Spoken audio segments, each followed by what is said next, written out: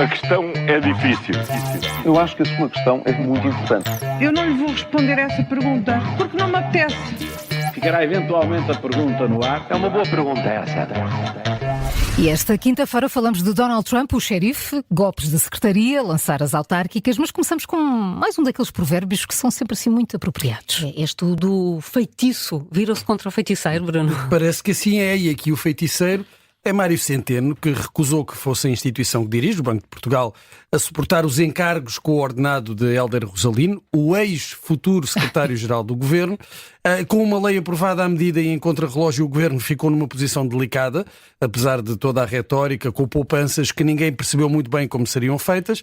Já se sabe a história, Rosalino acabou por desistir, mas a questão do salário que oferia como administrador e depois como consultor do Banco de Portugal suscitou outras dúvidas.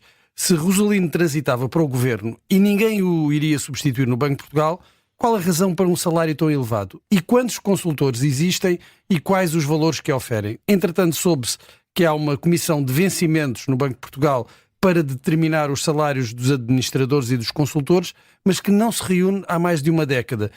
E, de repente, Centeno ficou sob escrutínio e agora terá de ir ao Parlamento explicar a política de recursos humanos do Banco de Portugal e, em particular, os salários dos consultores. Correu bem de início a Mário Centeno, mas agora é ele que está sob fogo.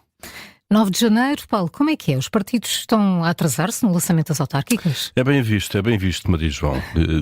Sempre atento ao calendário. Ainda bem que faz essa pergunta. 9 de janeiro, 7h20 da manhã. 7h20 da manhã. Ainda falta para o 5 de dezembro, mas lá chegaremos.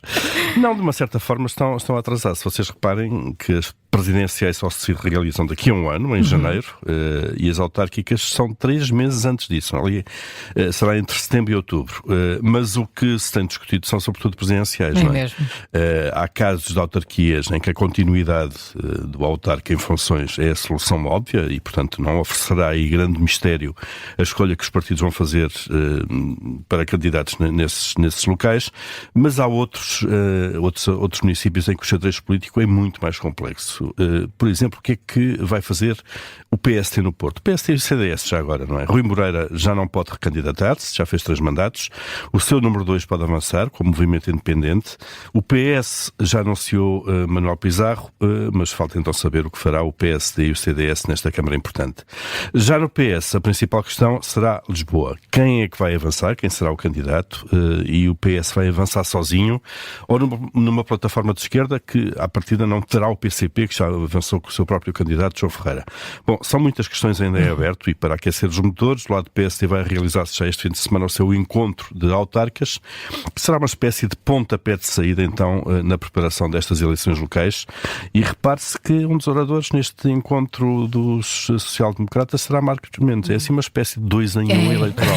Lançam-se 2 campanhas ao mesmo tempo. Será que temos o Marcos Mendes a candidatar-se? Não Ainda sobre câmaras, Bruno, alguém entende o que se passa na de Lisboa? É muito difícil.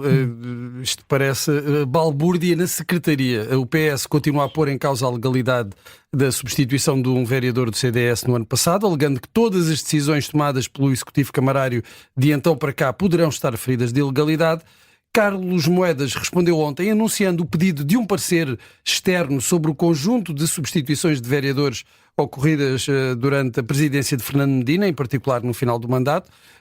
Aqui foi uma espécie de vingança, não é? Se estão a pôr em causa a nossa substituição, vamos ver o que é que fizeram, não no verão passado, mas no último mandato.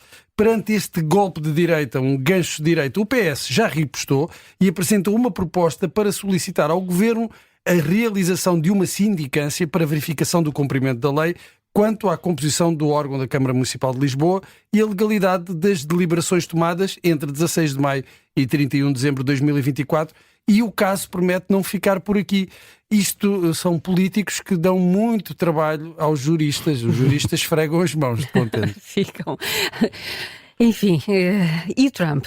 Paulo. Sim, Depois disto, deve ser levado a sério nas ameaças de intervenção em países ocidentais? Eu acho que não fazemos ideia sequer disso, não é? E esse é o primeiro problema. Não podemos confiar no inquilino da Casa Branca, quase novamente inquilino da Casa Branca, porque dali já se percebeu que pode sair tudo em termos de intervenções, até ameaças de intervenções militares contra membros da NATO. Donald Trump passou os últimos dias a fazer uma espécie de lista de territórios que acha que são essenciais em termos estratégicos e para a segurança dos Estados Unidos, como a Groenlândia, o Canadá ou o Panamá.